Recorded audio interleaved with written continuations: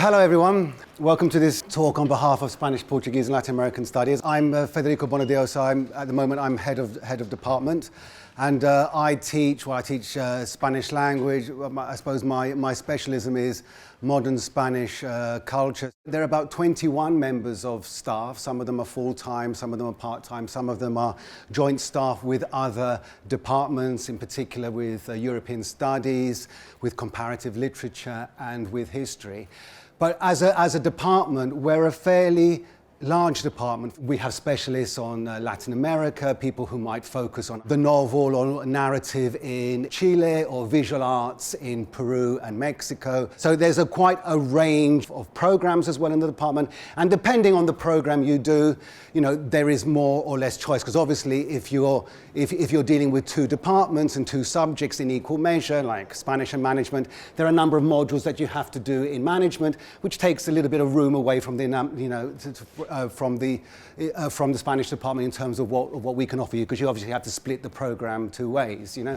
If you're doing a single honours subject, then you get more choice within the departments. Irrespective of which program you do, there is still choice for you. Everyone gets an element of choice, in terms of, so you do your language learning, which is core for everybody in the department, so that's Spanish or Portuguese or sometimes both. And then on top of that, you take modules on those subjects. But let me go on. We have been teaching Spanish and Portuguese since the 1830s and 1860s. Tradition is important. You build up resources, your library builds up resources, and you build up a reputation. But it's not the only thing. I think what I would like to communicate above all is the breadth of what we offer, and I think also an extremely passionate team. We have the language learning, core language modules taught by language specialists from year one all the way through to your final year. And for those who, was something that I omitted to mention, you can study Spanish and Portuguese at A-level entry. In other words, people who've done an A-level can come and learn at the appropriate level with us. But you can also do Spanish or Portuguese at beginner's level. And we have a dedicated team in the Modern Language Centre with whom we collaborate.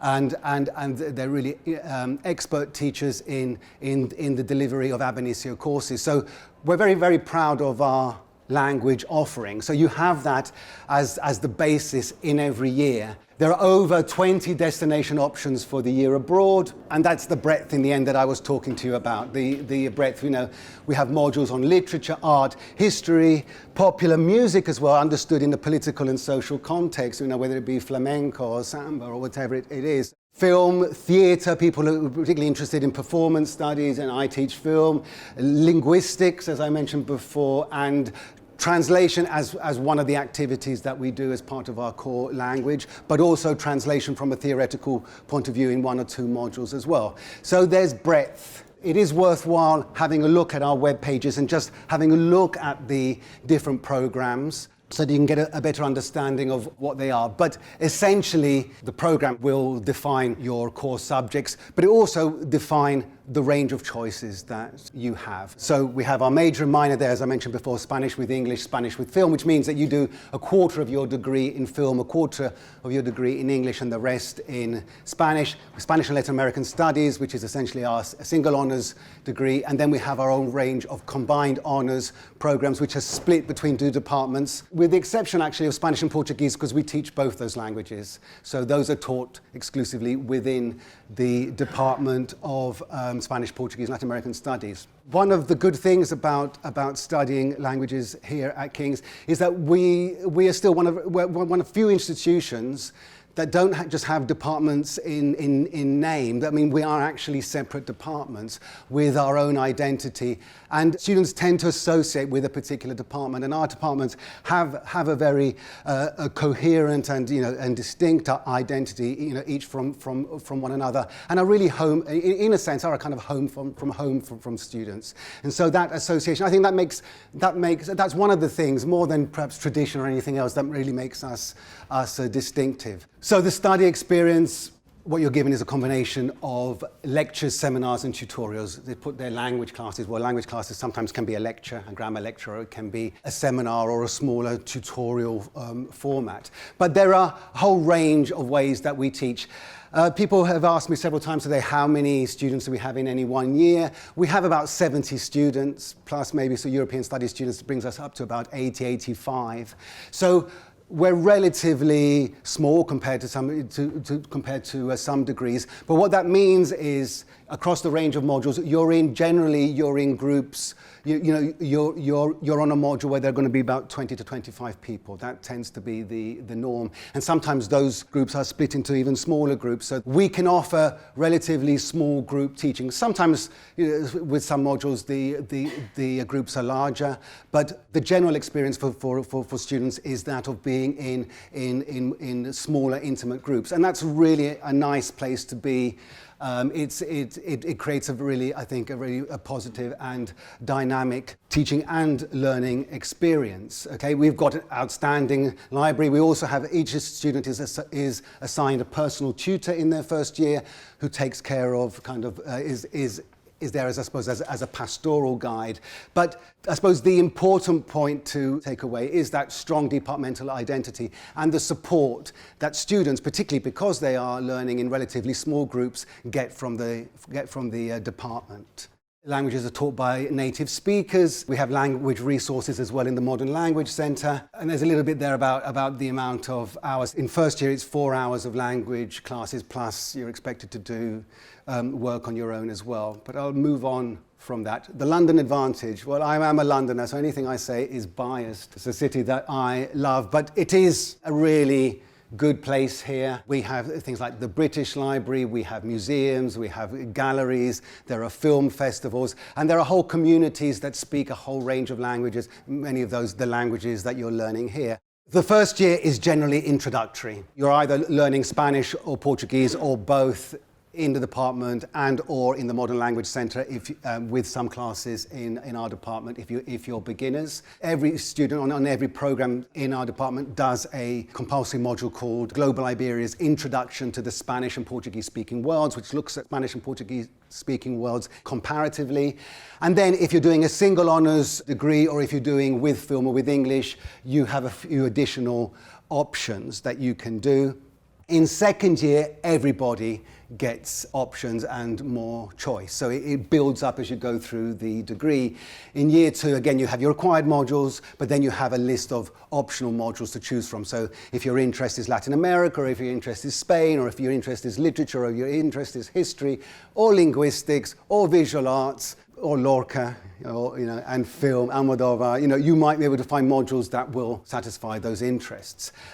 And then, after 2 years, you got your year abroad, which is the high point of the degree because it's where you see the language in action and the culture in action, and it will change your perspective on the language, on the culture. It will give you so much knowledge. It's such a wonderful experience. I remember my year abroad years and years and years ago. They used to send us away without any preparation. Today it's very different. We have exchange systems, exchange agreements with a number of universities. The institutions with which we have exchange agreements at the moment, so where students would go and study for part of their year abroad, or all of it, because there are two choices. You either go and study as a student, or you study and then spend part of the year on an internship or work placement, which can be anywhere, provided that the documentation is in order. It's something that we vet as well to make sure that everything is above board, and so people can do work placement. So at a country where we don't offer an exchange if they like. But in any case, in Spain we have Alicante, Cádiz, Carlos III in Madrid, Córdoba, País Vasco, Pompeu Fabra,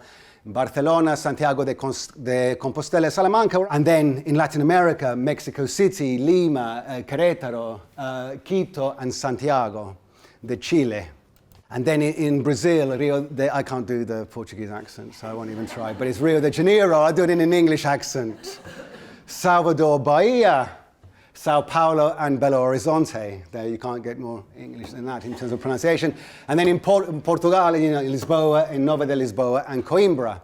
So there's choice. Yeah, and like I say, if you want to go and do an internship in a place other than these, you can, provided that we see all the documentation and it is approved. So students have a wonderful year abroad. We're in constant contact with them. Parents should know, and there are times when they have to check in, and there is work that they have to do, and so everyone has a personal tutor from first year, and where possible continues with the same personal tutor throughout the 4 years, and during the study year abroad those personal tutors are in contact. Then year 4 comes along. You're absolutely dying to come back and see us. Had enough of Chile, had enough of Rio, and you want to come back to London again. And in final year you still have your core compulsory language, but then you have free choice of the modules you want to do. And very often it's been your year abroad experience that will then shape your choices, because people have engaged with, I don't know, the culture of Chile, or something that particularly interested them in Mexico, or they fell in love with a particular linguistic variety of Spanish, or whatever it may be. Their interests have been shaped. You've also, you're a year older, a year wiser, and possibly your choices are even more informed. They've definitely been informed by your year abroad experience. And you're lucky to come back to a department where we have a range of choices for you to explore those interests. We all do research in the department, or the majority of us do. So what that means, we're publishing articles and books on our specialisms, which means that our teaching and the subjects that we teach are up to date, because we're actually working as scholars on them. We use that knowledge, that academic knowledge, for our courses at every level, but in particular in final year we have a little bit more freedom because of the way that the program is structured to teach in our very specific research areas. So the thing to bear in mind as well is, and it'll be like this in many institutions across the country, so it's not just particular to us, but that you're being taught by people who research the field. And that's a great thing. And we're also learning from you, because it is a two-way experience. The more the students put in, the more we put in, and we all get something more out of that particular dynamic, that particular exchange. And there's also a dissertation option if we don't manage to cover all the subjects that you'd like to study in your final year, and there's something in particular, and very often it is linked to people's year abroad. There's a final year dissertation which, provided that you put in a good proposal, it makes sense, it's coherent, and we have someone that can supervise it, then you can do a dissertation on a subject of your choice. So the final year is exciting in that respect. What can you do afterwards with your degree? Well, you can do a whole range of things. Very few people go on to do teaching, though some do. Very few people go on to do translation or interpreting. A number do, but it's a small minority.